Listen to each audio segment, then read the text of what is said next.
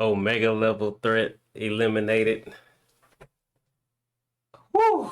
Y'all, oh my goodness. I'm just gonna say this right now so y'all can't say nothing.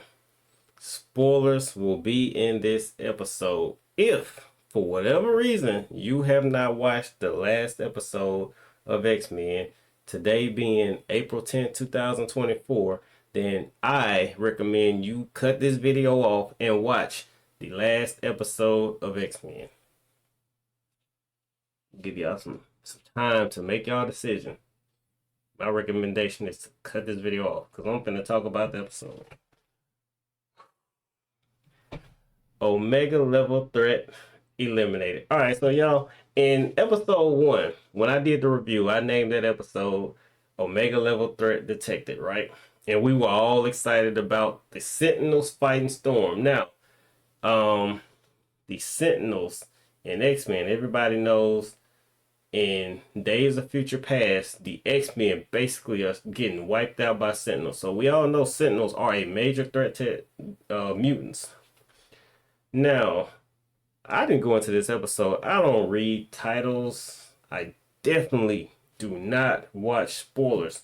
And I was seeing things pop up on my YouTube about X-Men. I was ignoring it because I don't like spoilers, so I was ignoring it. But y'all, let's talk about this episode. I'm gonna tell you, I did not see this coming. I'm gonna be honest. 3/4 into the episode, if you'd asked me, I'd have said today's episode was boring. Was it worth waiting till Wednesday to watch? I would have said no. But boy, that last quarter, boy.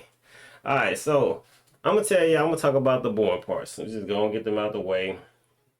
Jean Grey, Scott Summers, you can hold it. Nobody wants to see it. Nobody cares. We don't care.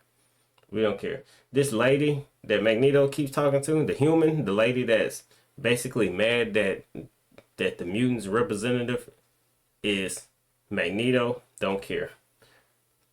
I would almost go as far to say I don't really care what Beast has to talk about, but Beast is giving you important parts of the storyline in his own way. So shout outs to Beast, even though he's boring.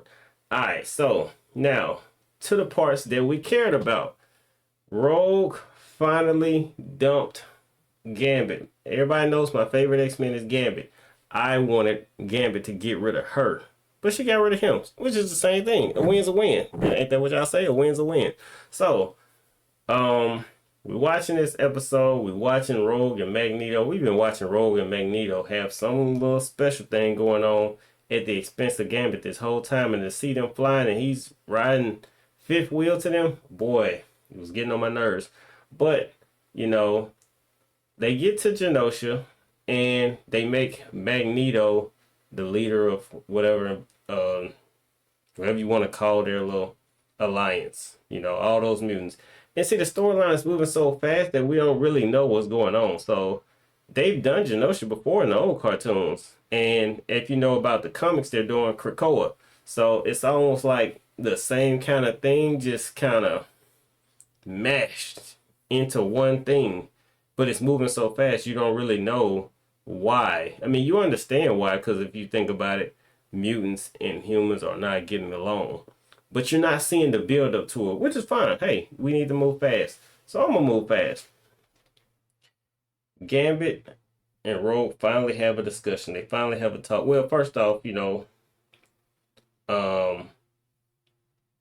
the one condition that Magneto says is he wants a leader. He wants X-Men to be his side piece. Yeah, I work with that side. He wants X-Men to be his side piece. Obviously, he picks Rogue. Rogue tells Gambit the truth, you know. I like you, but I don't like you. Yeah, I said it. I like you, but I don't like you. That's what she basically said to him. I like you, but I don't like you. Yeah, right. And, you know, Gambit is like, I'm not going to be in the friend zone, but we can be friends. Whatever. Alright, so then we can get to the action. We get to this ball where they're going to, I guess, name Rogue as they're gonna name Magneto, probably gonna name Magneto as the leader of Genosha, and he's going to surprise everybody with Rogue being the side piece that I just named it. I just named it the side piece. And they flop in the air, and it looks like Madeline Price finna holler at Gambit. That's just what I was about to see. And you know, Gambit sees Rogue fly in, he walks off. Next thing you know, you see Cable, and me and Leo Green been wondering what baby is that. We've been saying, oh, you know, it don't make sense. You know, that baby has to be Cable, but yet and still, I didn't think Madeline Pryor had Cable. I thought Jean Grey had Cable. I don't know what's going on. It's almost like a DC movie where you know things don't just add up just perfect. So whatever. I'm not sure. I'm not sure, but we got clarification that that Nathan baby is Cable. All right, which you know, going on the context clues, we were forced to say it's Cable, even though. All right. Anyway, we're going in a loop. All right, we almost went into a loop. We're not gonna go into a loop. All right, and while we're talking about loops, I'm loving the little genjutsus that Madeline Pryor and Scott and Jean Grey got going on. Their storyline is boring as I don't know what, but I like the action in their genjutsus. But anyway, all right, so Cable is like turn the music off, which would imply that it's like you didn't hear the robots coming or something, the Sentinels. I don't know. I don't know, but he got pulled away. He wanted to warn everybody. He got pulled away. And the second he got pulled away, all hell broke loose. Boy, did it break loose. Okay, so we went straight to it. And this, oh look, this is what I'm gonna talk about. The reason why I love this X-Men is because it's dark. All right. And for American cartoons to be on an even playing field with anime or whatever, you know, other content is out there. Content. I know y'all like that.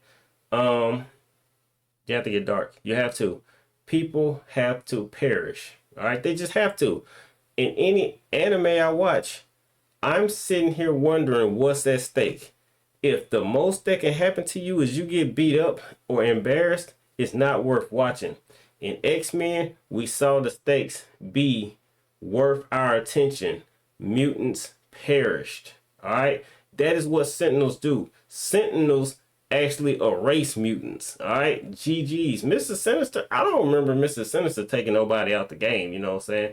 I actually don't remember Apocalypse doing it. You know, they're big bad villains. They'll get what they want to accomplish, but I don't recall mutants dying at their expense. Sentinels, different story. So what those Sentinels did when that Sentinel popped up, you know what it reminded me of? It reminded me of the Colossal Titan on Attack on Titan when he peeked over that wall, Maria, whatever, and it just all started going to hell in the Attack on Titan. That's exactly what this Sentinel did. And I've never seen this Sentinel before. So, y'all, again, I don't read the comics. So, whatever's going on, if y'all know what this Sentinel is, that ain't Master Mode. At least that didn't look like Master Mode to me. But he was getting stuff done. Master Mode never gets stuff done. That was Master Mode in episode 1. So, I'm believing that's not Master Mode. But anyway, let's talk about the action. I hate to do this, but let's do some cross content examination.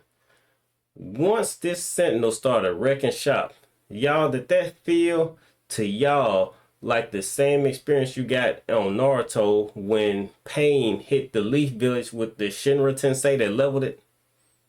Like, it's like they took elements of that, which look, I'm not trying to say that they were biting from Naruto. I'm just saying it gave you that same element of hopelessness once that Shinra Tensei hit Konoha, and everybody that survived it was like, what just hit us? And are we even still alive? So you see Kalisto, I don't know if y'all know her, but she's like the leader of the Warlocks. You see Madeline Pryor down. I don't want to start naming people, but you see a lot of people down. Like whatever hit them, they are down. And the good thing is you see Gambit, you see, well, now I'm gonna say that at the end. You see Gambit, you see Magneto survived it, you see Rogue survived it. I want to say that Shaw, you know, the guy, he looks like an ape. He's been around for a long time. And Emma Frost, I want to say even they got hit, which kind of didn't make a lot of sense. But anyway, straight KO. It was a lot of strong mutants there, but it was a lot of jobber mutants there too, which would make sense how you could have a mass casualty event. A lot of those mutants couldn't do anything about Sentinels. They just like the Dazzler. I don't know if y'all saw her. She used to be on that old arcade X-Men game. She couldn't have did nothing about Sentinels being there. Not that Sentinel in particular. But anyway, what we saw from Gambit, like the bravery, like him trying to get to the Warlocks. I said Warlocks, the Morlocks, and Magneto deciding that the best thing to do was help them get to the Morlocks. Like that was big. Like telling like Rogue. I'm gonna be honest. I ain't liking Rogue in this new series. I'm not liking how she's drawn. I'm not liking what she's talking about. I'm not liking how she's playing both sides of the fence. Honestly, I'm just gonna be perfectly honest with y'all. I'm not liking Rogue in X-Men '97. Loved her in the original episodes of X-Men. Loved her. She was one of my favorite characters. But in this, least under Jubilee, love Jubilee way more than I like her. But anyway, and even in this, didn't even add any popularity points. She still took a major hit in this episode. But at the very least, I'm glad, and I don't want to jump to the end, but I'm glad she had her little heroic scene where she tried to do what was right. She actually tried to do what was right. So shout out to her. And I'm going to take them right back by saying you messed up big time. But anyway, so she goes with Gambit. They have this epic driving scene, and you know, you got them little dodge and all this and that. All this filler. What's not filler is when they actually had that Sentinel say Omega level threat detected, and this time the threat was Magneto. All right, and Magneto, unlike Storm, was not on the offense; he was on the defense, which is it makes sense because he was trying to protect people, so he didn't get a chance to fight back. But he tried to protect. I don't even remember who he tried to protect because I was so shocked by everything going on. But he stood no chance against that beam. Whatever that beam is, no mutant was standing a chance. Like his force field held up to the beam, but let's just be honest, nothing had any offense for this Sentinel. And to see Magneto get wiped out like this, let's just be honest, this mutant is the top tier of all villains so far I've seen in X-Men. But anyway, Magneto has this scene, and Gambit and Rogue goes mad, and she tries to get revenge because Magneto gets taken out, and Gambit, which I don't know how, hopped on a bike, caught up with Rogue, and knocked Rogue out the way with his explosives. And when he actually attacked the Sentinel and got stabbed, if it would have ended there, I would have already said this is the greatest episode ever. I would have literally said this is the greatest American episode of anything ever. Like, to just crank so much action into that last 5 minutes was amazing. But for him to charge that Sentinel, I didn't think he had it in him. I'm just gonna be honest. When I read Gambit's bio from that old X-Men game from when we was a kid, that Sega game that came out like 92 or 95, I was under the impression Gambit could only charge small things. I think it says it in plain text. He can turn small things into explosives. But what he did by charging that whole Sentinel, it still makes sense because it's an inanimate object. He can charge inanimate objects, which in episode 1 he charged Wolverine's claws. I don't think he can charge Magneto and blow Magneto up. He can only charge inanimate objects. So it made a little sense. Reason why I say it makes a little sense is because when you get wounded like that, you're not supposed to get a power buff. That's what happens in anime. In American cartoons, when you get wounded like that, you take a power nerf. So, well, that's why I said like they took a little shades from American anime. But I love this. This is what I'm talking about. There has to be something at stake. Gambit sacrificed himself to save everybody because he's always been a hero. The whole time in X-Men, he's always been a hero. It hasn't even been like he's on the line. You can be a thief and a hero. Being a thief wasn't like, okay, he's a bad guy because he's a thief. No, he was always a hero. And in today's episode, he went out being a hero. And how I love that they showed him after, so you would not believe that he lived. It is clear he is out of there. And that's my favorite character. But he went out like a straight hero. I love that. And I mean, he is out of there. And, You saw the reaction from Beast. It's tragic. But here's what I was gonna say earlier. If you heard me say, I'm not gonna say it yet. Yet again, we have another action-packed scene in Where's Wolverine? Counseling Jean Grey. Babysitting Jean Grey in episode 2. Or Madeline Pryor. We come to find out was Madeline Pryor. What's going on with this Wolverine thing? Why is he never in the action? I'm not going to say that. I said it in another episode that I think they're going to do Wolverine the wrong way. But I'm going to say it. This episode, I'm going to say something totally different. Before they ruin him, I know what they're trying to do is make Wolverine have an epic scene. You know, not like episode 1. I'm talking about a truly epic scene. Like they keep trying to do with Magneto. Let's just be honest. We're not liking Magneto. X-Men, if you want to know why we're not liking that Magneto, we hate the costume. We hate it. There's nothing you can do to make us like Magneto until he, one, puts on the helmet, stop walking around without the helmet, stop having flashbacks without the helmet, put the helmet on so you can be just as scary as you always were, and put on the original costume that you were wearing in the flashbacks. I don't like the costume. The new costume sucks. Nobody likes it. But that episode, y'all, was amazing. All right. And I'm so glad it ended, y'all. Just being honest with y'all, I thought we were going to have to wait until next Wednesday to get closure. I have closure right now. I would love to see how they react. I would love to see, like, the rest of the X-Men, which, you know, you got Wolverine, you got Scott. Maybe Morph could do something. Maybe Jean Grey will. Maybe Jean Grey is stronger than she was in the past, you know, in the old cartoons. Clearly, Storm is not even in commission anymore. I would say Rogue is going to have so much psychological damage that she's not going to be in the next fight. But really, you got Wolverine, Jean Grey, and you got Scott Summers. They too weak. They too weak to get revenge. Well, the main Sentinel is gone, so you can get revenge on the humans. But I'm not in no rush to see how that goes. I have closure. I can sleep peacefully the rest of the week, knowing how that episode ended was A plus. Y'all, let's give it a grade on a scale of 1 to 10. That episode was a 10.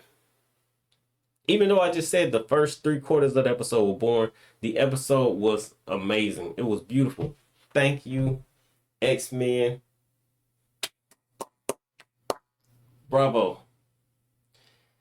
Hi, y'all. And now, so that's my reaction to today's episode.